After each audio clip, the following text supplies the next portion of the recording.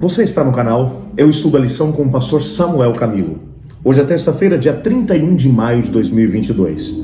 E o tema que estudaremos na nossa lição da Escola Sabatina será Violência contra Diná. É interessante que quando nós olhamos para a história do Jacó, como temos visto até aqui, depois do seu encontro com o Senhor Deus do outro lado do ribeiro do Jaboque, depois de ter compreendido que tudo é pela graça de Deus, depois de ter resolvido um problema que há 20 anos vinha se arrastando, havia feito as pazes finalmente com seu irmão, ele agora tenta se estabelecer na terra. Ele volta para a terra dos cananeus. E agora ele tem que lutar com o mesmo problema que o seu pai, Isaac, havia lutado anos antes, tentando encontrar um lugar para habitar entre os cananeus que ali viviam. Gente que não tinha princípios, gente que não conhecia o Senhor Deus, gente que por viver longe do caminho do Senhor Deus tinha outras práticas e outro jeito de poder encarar a vida, bem como os seus desafios. Jacó vai para a região de Siquém, próximo da cidade de Siquém, ele compra um campo onde ele vai se estabelecer e agora, de alguma maneira, alguma coisa vai acontecer. É interessante que o texto de Gênesis 33, verso 18, diz que Jacó, ele se estabeleceu na terra de Canaã, e ele chegou são e salvo.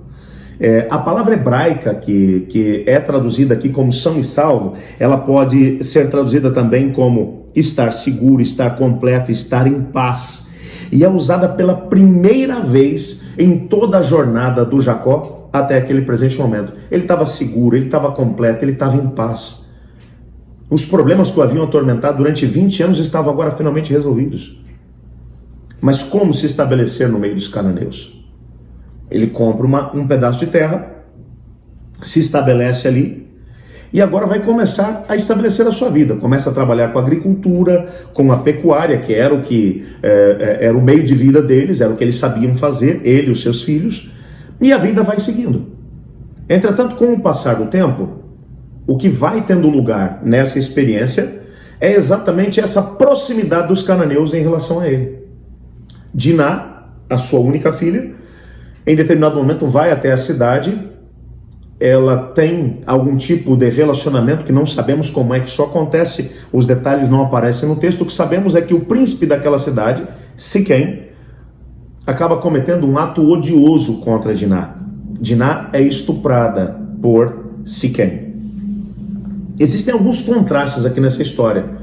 Porque Siquém, apesar de ser um cananeu e ter cometido um ato odioso, ele é apresentado como alguém que se arrependeu profundamente dos seus atos equivocados, como alguém que procura a restauração da situação. Ele está disposto a qualquer coisa para resolver, para reparar o seu erro.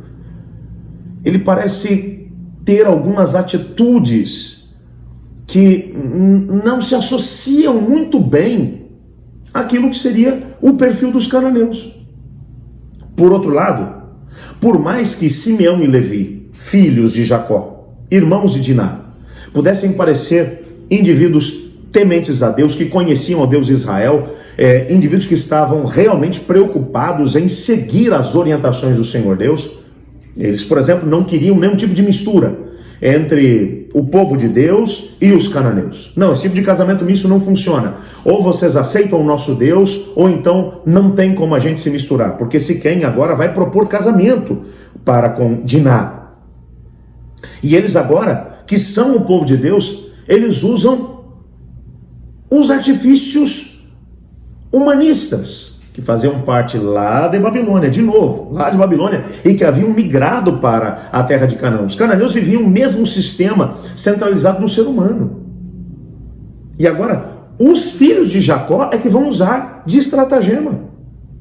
Eles usam a religião para tentar usar o artifício da vingança, da violência. Bom, se eles queriam vingança, o responsável por isso deveria ter sido penalizado, que era o Siquém, mas não. Eles usaram a própria religião, disseram, vocês têm que aceitar o Deus de Israel. Era isso que estava implícito na atitude de que todos os homens da cidade deveriam passar pelo ritual da circuncisão.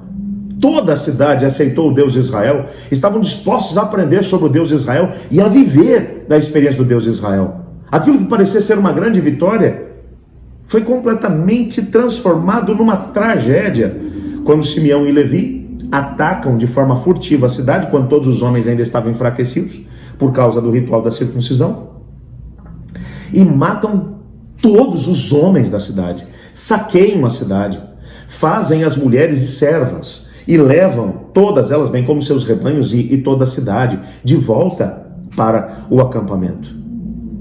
Bom, e aí você vê Jacó preocupado com o quê? Quando a filha é estuprada, a preocupação dele é com a paz, porque ele vai dizer, puxa vida, como é que a gente vai resolver essa situação agora? Depois que o casamento é marcado com Siquém, e depois que a violência feita por Simeão e Levi vão ser trazidas diante dele, a preocupação, ele não fala nada. O texto não menciona ele falando alguma coisa, ele chamando a atenção de Siquém, que você fez foi odioso. O texto diz que ele ficou calado.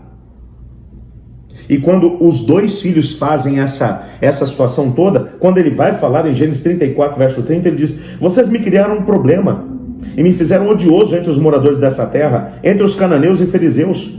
Como somos pouca gente, eles se reunirão contra nós e serei destruído, eu e a minha casa. Parece que o Jacó está tão preocupado aqui com a paz. Pela primeira vez ele tinha experimentado a paz quando ele chegou em Siquém. Ele estava tão preocupado em manter a paz que ele se esqueceu das pessoas. Esse era o momento para ele chamar Simeão e Levi e ser duro com eles. O que vocês fizeram foi errado. Ele não diz nada disso. Ele não consola a filha que havia sido estuprada. Ele não chama a atenção de Siquém, que havia cometido um ato odioso. Talvez se ele tivesse se posicionado como pai, como patriarca, com a autoridade da parte do Senhor Deus, as coisas não teriam chegado no ponto em que chegaram. O que é que podemos aprender com isso tudo? Podemos aprender que nem sempre poderemos ter a paz que nós queremos aqui nesse mundo. Às vezes teremos a oportunidade de viver em paz, como Jacó viveu quando chegou lá na cidade de Siquém. Mas vivemos num mundo onde existem forças lutando por detrás dos bastidores para nos roubar a paz. O grande conflito entre as forças do bem e do mal está acontecendo o tempo todo. E temos que estar muito atentos para não deixar que o amor, o apego pela paz, roubem de nós a postura que devemos tomar como homens e mulheres de Deus, para podermos fazer com que a coisa certa aconteça. Mais uma vez, Jacó acaba sendo envolvido em uma situação, e o nome de Deus deixa de ser glorificado através dele. Eu gostaria nesse momento de pedir a Deus para que Deus nos abençoasse, para podermos aprender alguma coisa com essa história do Jacó. Nem sempre nós poderemos estar bem com tudo e todos. Os princípios do reino de Deus, bem como a postura que devemos tomar diante daquilo que é certo e errado, mesmo que com mansidão e com paz, deve ser tomada. O errado sempre será errado e o certo sempre será certo. Quando, por amor à paz, deixamos que circunstâncias equivocadas passem em branco, quando nós temos o poder de fazer a diferença, de nos posicionar, nós permitimos que erros maiores aconteçam mais à frente. Vamos pedir a Deus para que nos dê sabedoria e o entendimento da sua vontade, para que tenhamos a postura necessária e que nos posicionemos diante do certo e do errado, o que o Jacó não conseguiu fazer em Siquém. Vamos pedir isso a Ele agora? Obrigado, Senhor Deus, porque em Tua palavra descobrimos que o Senhor nos dá sabedoria e entendimento para podermos discernir entre o certo e o errado.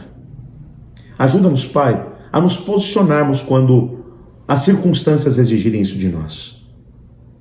Ajuda-nos a podermos ter coragem suficiente para fazer aquilo que é a Tua vontade, pois é em nome de Jesus que oramos. Amém. Eu estudo a lição. E você?